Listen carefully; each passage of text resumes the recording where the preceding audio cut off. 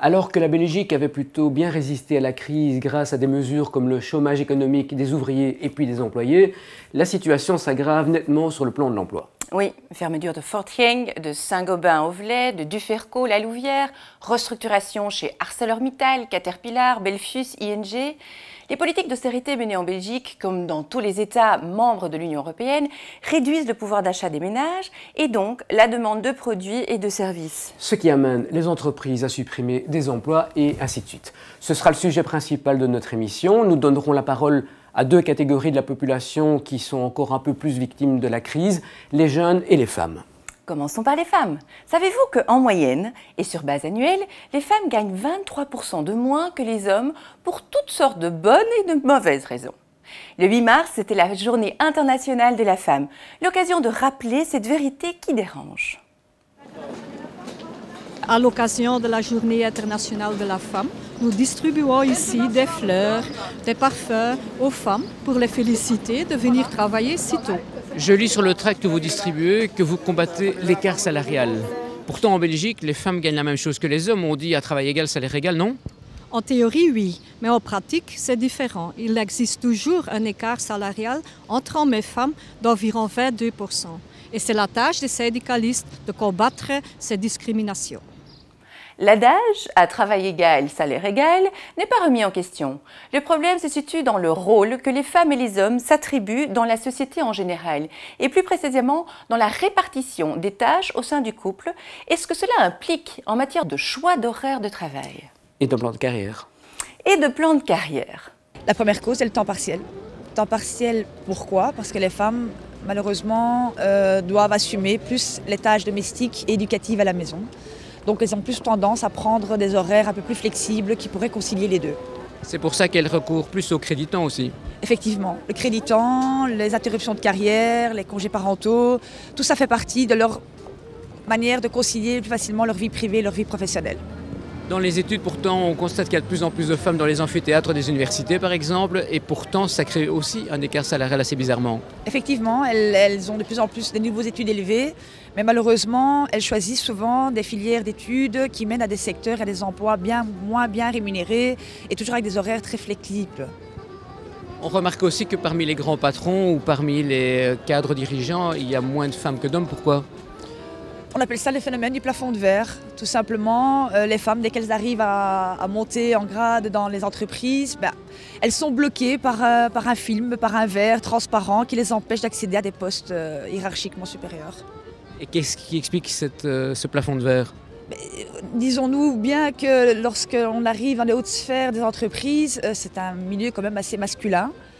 Il faut bien avouer que la société n'est pas organisée pour faciliter la tâche des parents. Les horaires de travail et les heures d'ouverture des crèches et des écoles ne sont pas vraiment en concordance. Il y a très peu d'infrastructures qui sont mises en place pour aider les femmes tant dans la recherche d'un emploi que quand elles travaillent. Si on prend par exemple l'accueil des enfants pour les femmes qui travaillent, ne sont absolument pas adaptés aux horaires du travail. Donc très peu de garderies ouvrent très tôt le matin pour que les femmes justement puissent déposer leurs enfants. Et on a le même problème le soir. Donc effectivement, les femmes rencontrent ce genre de problème. Et le fait de réduire leurs prestations leur permet de répondre à ce manquement. Les syndicats possèdent un autre levier pour réduire l'écart salarial, la révision des classifications de fonctions. Dans chaque secteur ou bien au niveau de l'entreprise, les partenaires sociaux attribuent un poids à chaque fonction pour déterminer le plus objectivement possible pourquoi un ouvrier de production doit être plus ou moins payé qu'un électricien instrumentiste ou un product manager junior.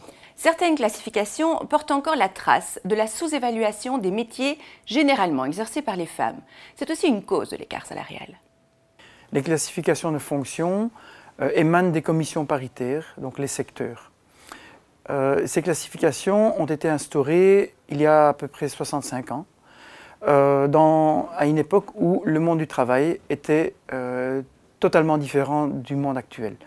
Des hiérarchies très pyramidales, des toutes grandes structures, pensez à la sidérurgie, un monde masculin, un monde où la fonction, l'énoncé du titre de la fonction suffisait parfois à dire tout sur la fonction. C'était aussi un monde où l'on trouvait normal qu'une travailleuse soit moins payée qu'un travailleur, simplement parce qu'elle est une femme. En effet, c'est ce qui a causé aussi la fameuse grève des femmes de la FN qui ont, au-delà du monde structurel, syndical structurel, qui était lui-même masculin, a décidé d'une grève sauvage pour dénoncer le fait que le moindre coursier homme, donc un garçon, un gamin, en fait gagnait plus qu'elle. Le phénomène le plus insidieux dans les classifications de fonctions, c'est que les métiers exercés par les femmes étaient moins bien considérés que les fonctions qui nécessitent plus de force physique, majoritairement remplies par des hommes. C'est en effet un des arguments pour dénoncer les classifications anciennes, c'est qu'elles ne tenaient pas suffisamment compte des valeurs entre guillemets féminines, qu'elles mettaient souvent l'accent sur l'emploi de la force, de l'effort. Je suis persuadé que l'utilisation des méthodes de type analytique vont, pour ainsi dire, éliminer les sources de discrimination envers les femmes, puisque la description de la fonction, elle est axée sur le titulaire d'une fonction et non pas sur le genre de la fonction et de la personne qui l'exerce plutôt. Nous avons entendu tout à l'heure à quel point allier horaire de travail et éducation des enfants constitue un véritable casse-tête. Et ne croyez pas pour autant que les soucis des parents prennent fin avec l'école. À la fin de leurs études, les enfants doivent à leur tour se lancer dans la vie professionnelle et ce n'est pas simple. Non, parce que le marché du travail, en période de crise, se ferme aux nouveaux arrivants et qu'en cas de restructuration, les dernières entrées dans l'entreprise sont les premiers licenciés. Surtout qu'ils sont souvent embauchés sous contrat précaire. Toujours est-il qu'il n'est pas facile pour un jeune de trouver un emploi en 2013. Pas facile du tout, non, de trouver du travail aujourd'hui en 2013, puisque moi je suis jeune et je galère vraiment complètement à trouver du travail parce que parfois c'est parce que j'ai pas assez d'expérience ou alors je suis trop qualifiée. Si j'essaye de trouver un job alimentaire dans la vente ou quoi pour essayer de trouver un job en attendant de trouver le job de mes rêves. Être privé de travail et de revenus, ce n'est pas sans conséquence sur la vie sociale. Le fait d'être reclus à la maison, de toujours rester chez soi, on commence de plus en plus à se désocialiser, au plus on cherche du travail. Et pour moi, c'est vraiment un problème, oui. Vous cherchez dans quel domaine ? Alors je cherche dans deux domaines spécifiques. Je cherche dans le graphisme, donc je suis dans le milieu graphique, l'artistique, j'aime tout ce qui est créatif. Et je cherche dans le domaine du make-up parce que dernièrement j'ai fait une formation de make-up artiste et donc je cherche dans tout ce qui est le milieu de la cosmétique. Et ce qui serait mon rêve, c'est de pouvoir allier les deux et l'édition magazine pour féminin et le make-up. Donc quelque chose qui serait lié, ce serait magnifique. Christelle ne se laisse pas abattre. Comme d'autres jeunes demandeurs d'emploi, elle a participé à une formation organisée par le syndicat libéral pour sortir de son isolement et pour apprendre à rechercher du travail. J'avais vraiment beaucoup de mal à m'exprimer en entretien d'embauche et dernièrement j'ai eu un entretien d'embauche dans une agence et je trouve que je me suis vraiment pas mal débrouillée. Ça m'a permis vraiment de me déstresser déjà parce que je suis quelqu'un de hyper stressé. J'avais des plaques rouges, je sentais que ça montait et que les gens voyaient que j'étais pas bien et que j'étais pas à l'aise. Et ça m'a vraiment permis de me décontracter et d'être vraiment moi-même en entretien, de ne pas surjouer. On a toujours une phobie de vouloir être le plus parfait possible vis-à-vis du futur employeur. Ce que j'en ai appris, c'est qu'il faut vraiment rester honnête un maximum et que si l'employeur ne vous prend pas, il y en aura toujours un autre qui vous prendra. J'ai organisé une formation pour les jeunes. C'était une formation qui regroupait un petit peu toutes les étapes nécessaires pour pouvoir trouver un emploi rapidement. Ça allait donc de la rédaction d'un CV, d'une lettre de motivation, à la formation en communication et prise de parole en public. Je les contacte régulièrement, soit par mail, soit par téléphone. Et pour certains d'entre eux, je suis heureuse de l'apprendre, c'est qu'ils ont trouvé un emploi. Et ce qu'il en sort, c'est qu'ils ont pu aborder les entretiens d'embauche de manière plus sereine. J'ai retrouvé un travail, donc après la formation, j'ai continué à rechercher dans différentes sociétés. J'ai encore envoyé pas mal de CV, tout ça par Internet. Et finalement, il y a une société. Il n'y a pas une société en fait, il y a plusieurs sociétés qui m'ont contacté et toutes plus ou moins en même temps sur Sur 2 semaines de temps, j'ai eu, je pense, 4 ou 5 sociétés. Et donc, ils étaient tous là à me proposer déjà des contrats directement. Donc, j'ai dû les analyser, voir un petit peu quel était le pour, le contre, qu'est-ce qui me plaisait vraiment en dehors des avantages financiers ou quoi. Qu'est-ce que je voulais vraiment faire. L'insertion dans la société passe souvent par le travail et avant cela par un choix d'études. Un choix qui dépend de ce qu'on a envie de faire, de ce que l'on est capable de faire et des débouchés des études en question. Un choix pas simple, d'où le succès des salons où les écoles viennent présenter leurs atouts, et pas seulement les écoles, les syndicats aussi. On est avant tout venu à leur rencontre parce qu'on constate que les jeunes ne poussent pas la porte du syndicat quand ils ont besoin de renseignements. Donc c'est plus simple pour nous d'être présents et de faire en sorte de répondre à leurs questions. Et d'ailleurs on constate que ces jeunes viennent jusqu'à nous, jusqu'à notre stand. Mais ils ne sont pas conscients de leurs droits et de leurs devoirs dans le monde du travail. Non, que très peu, que très peu. On a énormément de questions liées au contrat d'étudiants parce qu'on est face à un public très jeune, de 14 à 22, 23 ans. Donc oui, effectivement, la question récurrente, c'est pour les autres qui sont concernés par des contrats à durée indéterminée ou déterminée au-delà de la période d'études. La question principale, c'est comment trouver un emploi. La question est simple, les réponses sont complexes et difficiles à donner. On les aide à comprendre au mieux quels sont leurs droits et on facilite leur insertion sur le monde du travail, ou en tout cas on les aide à garder un emploi quand ils rencontrent des difficultés. Je suis historien d'art de formation. Évidemment, c'était un peu la galère pour trouver un emploi. J'ai finalement trouvé un emploi de bouquiniste et bon, ben voilà, c'était pas tout à fait dans mon domaine. Je me suis ensuite réorienté suite à un licenciement. J'ai pris une activité d'indépendant qui malheureusement a périclité suite à des clients non fiables. Et voilà, je me retrouve maintenant à chercher un emploi de salarié. Et c'est vraiment pas aisé dans le domaine culturel où les contrats subventionnés ACS pullulent. On a vraiment l'impression qu'avec toutes ces aides à l'embauche, le travailleur, le jeune travailleur en particulier, est jetable et au terme de son contrat remplacé par un autre qui rentrera dans des conditions plus favorables pour l'employeur. Parmi les excuses pour ne pas embaucher de jeunes, les employeurs utilisent le manque d'expérience des jeunes travailleurs. Pour les employeurs, en fait, les étudiants devraient sortir des écoles directement opérationnelles, directement rentables. Les enseignants réfutent ce reproche. Ils se font une idée plus noble de leur mission. L'école reste un lieu d'apprentissage à la citoyenneté. Je pense que l'école doit rester dans un cadre généraliste, c'est-à-dire que les enfants doivent être formés à une citoyenneté, à un développement de l'esprit critique et également apprendre à apprendre. Un enfant qui a compris ce message-là, à mon avis, est paré pour la vie. Dans l'institut technique où nous sommes ici, nous essayons bien sûr de les former à des spécialisations comme la coiffure, comme les travaux de bureau, etc.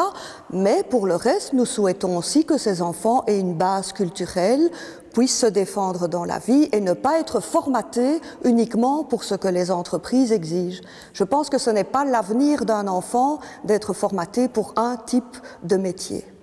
L'école nous a tous protégés des dures réalités du monde du travail. C'est la responsabilité des parents et des syndicats d'expliquer aux jeunes en recherche d'emploi ce qui les attend. Et de les défendre quand ils sont dans l'entreprise. Ce qui est sûr, c'est qu'ils ont intérêt à prendre leur destin en main, notamment en se présentant aux élections sociales le moment venu.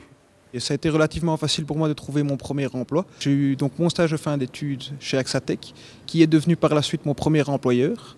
J'ai eu 4 CDD sur une durée de 2 ans, qui eux-mêmes ont débouché sur un CDI. Et je suis ici au sein d'AXA depuis plus de 5 ans. Au début, je n'étais pas spécialement enthousiaste à l'idée de devenir délégué syndical, de me présenter aux élections. Et par la suite, l'idée a fait son bout de chemin et je me suis dit « why not, fonce » et je me suis lancé, ça a marché. Si le législateur a prévu un collège électoral séparé pour les jeunes travailleurs, les moins de 26 ans, dans le cadre des élections sociales, c'est pour leur permettre d'élire des représentants syndicaux de leur âge qui vont s'occuper des problèmes spécifiquement jeunes dans l'entreprise. Des problèmes spécifiquement jeunes. Il y en a plein, mais qui peuvent être pour les jeunes, qui sont identiques pour les personnes qui sont là depuis plus longtemps aussi. Ça, il n'y a pas énormément de problème. Par contre, je peux plus facilement diriger un jeune. Un jeune va plus facilement s'adresser à moi en cas de souci, plutôt qu'à quelqu'un qui a déjà une certaine ancienneté, 30-35 ans d'entreprise, parce que justement, il y a ce rapport jeune-jeune qui se fait de manière plus naturelle, je vais dire. C'est vraiment une volonté que nous avons au niveau de la CGCLB d'offrir un service particulier pour les jeunes. Parce qu'effectivement, une fois qu'ils entrent sur le marché de l'emploi, la première chose, c'est trouver du travail, c'est trouver le chemin vers le travail. Et ce n'est pas aussi simple que cela. Il y a une série d'institutions qui existent, qui sont là pour aider les jeunes, pour aider les demandeurs d'emploi. Mais ce n'est pas toujours facile, quand on ne connaît rien, de trouver le bon chemin. Et aussi à l'attention des jeunes qui commencent à travailler. On a vraiment développé une attention particulière vers les jeunes de la part des délégués plus anciens, parce qu'on se rend bien compte que ce n'est pas facile d'entrer dans une entreprise, c'est pas facile de s'intégrer, c'est pas facile de savoir comment fonctionne une entreprise, comment il faut se comporter, etc. Nous l'avons dit en début d'émission, la Belgique avait réussi à absorber l'impact de la crise économique de sorte qu'elle ne cause pas trop de dégâts sociaux. Depuis quelques mois, les pertes d'emplois s'additionnent, et pas que dans l'industrie. Les entreprises du secteur tertiaire licencient aussi à tour de bras. Plusieurs causes s'additionnent, la restriction des investissements publics, l'étroitesse du marché belge, l'éloignement des véritables centres de décision des entreprises, sans oublier le coût du travail et la perte de pouvoir d'achat de la population. À plusieurs reprises, nous avons manifesté contre les politiques d'austérité au niveau belge et européen, pour dire que l'austérité, ça ne marche pas. Il n'y a pas que les syndicats qui le reconnaissent. Dans une véritable Europe sociale, il n'y a pas de place pour une politique d'austérité aveugle. Il n'y a pas de place pour la pauvreté. Il n'y a pas de place pour un taux de chômage aussi élevé. Nous voulons plus d'investissement dans les dépenses sociales, plus d'investissement dans les emplois verts. Nous voulons une économie durable. Nous voulons des emplois pour les jeunes et pour les travailleurs expérimentés. Les travailleurs ont fait assez d'efforts. Le gel des salaires que notre gouvernement nous impose est une absurdité. Le traficotage de notre index est inacceptable. Le sommet européen qui se déroule actuellement va encore demander à la Belgique de réformer cet index. Ce sera sans nous. Ce qui change effectivement, c'est qu'on sent que le message syndical sur la perversité, sur l'inutilité de prendre les travailleurs à la gorge dans leurs revenus, de couper dans les dépenses de l'État d'une manière déraisonnable, de toucher les allocataires sociaux, eh bien que c'est contre-productif sur le plan économique, sur le plan des rentrées de l'État, etc. Et maintenant, on constate qu'effectivement, de plus en plus de spécialistes qui n'appartiennent pas au monde syndical font ce constat et nous rejoignent pour dire qu'il serait sans doute temps de faire autrement. L'enjeu est de taille. Il ne s'agit rien moins que de repenser les modes de financement de l'État et de la sécurité sociale qui pèsent beaucoup trop lourd sur le coût du travail. Et d'un autre côté, il faut donner du tonus à notre économie. Il faut que les employeurs aussi fassent leur part du boulot, c'est-à-dire se lancer dans l'innovation, se lancer dans des produits qui ont une plus grande valeur ajoutée. Il est probable qu'on nous dise, oui, il y a quand même un problème de coût du travail qui est fort élevé dans notre pays. Rappelons qu'il ne s'agit pas du salaire poche des gens, celui-là il est plutôt trop bas.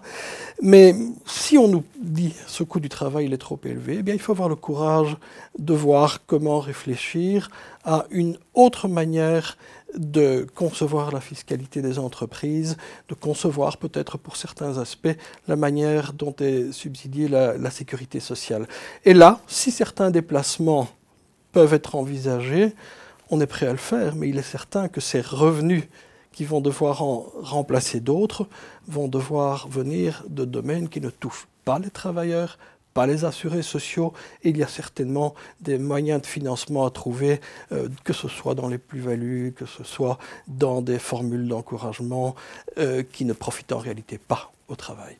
Les travailleurs sont fort démunis face aux actionnaires qui font gérer les entreprises sans état d'âme. Le pouvoir politique, à défaut de contraindre les patrons de créer des emplois, ou de ne pas en supprimer, ou de ne pas en supprimer, ne peut que créer un climat favorable à l'esprit d'entreprise. Car sans entrepreneurs, il n'y a pas d'emploi. On voit bien que l'économie ne va pas bien, on voit bien qu'il y a des inquiétudes, des angoisses. Le taux de chômage des jeunes est très élevé en Wallonie, à Bruxelles, mais il n'y a pas de fatalité. Et le message du MR, c'est un message d'espoir, d'optimisme. Nous avons des propositions très concrètes, très précises, préparées avec des acteurs de terrain qui sont ancrés dans la réalité, en matière de formation, en matière de recherche, en matière d'innovation, en matière de stratégie industrielle également. Et ce sont des solutions qui peuvent contribuer à redresser la Wallonie, à redresser Bruxelles, à créer plus d'emplois. Et si on crée plus d'emplois, il y a plus de prospérité et donc plus de capacité pour les gens, pour les familles, à prendre leur vie en main. Richard Miller vient d'être désigné comme nouvel administrateur délégué du centre Jean Goll, le centre d'études du MR.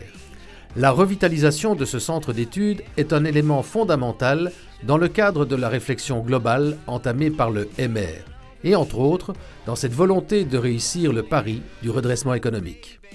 Grâce à cette dynamisation du centre d'études Jean Goll, on voit à quel point on a la capacité d'améliorer, d'affiner, de préciser nos propositions, nos solutions, de les chiffrer de manière précise et de parler à nos citoyens avec un discours de vérité, dire très clairement quelles sont nos priorités, distinguer l'essentiel de l'accessoire, pas avoir un discours généreux, la main sur le cœur, où on donne le sentiment qu'on peut tout faire tout de suite et pour tout le monde. Ça n'est pas la vérité, il faut faire des choix, le MR est dans la vérité et nous avons la capacité de décider. La concertation sociale est un peu grippée dans notre pays. Rien d'étonnant avec le temps que nous connaissons cette année, nous direz-vous. À défaut de véritables accords interprofessionnels, patrons et syndicats ont quand même réussi à s'entendre sur quelques dossiers, même s'il a fallu pousser le gouvernement dans le dos pour les faire exécuter.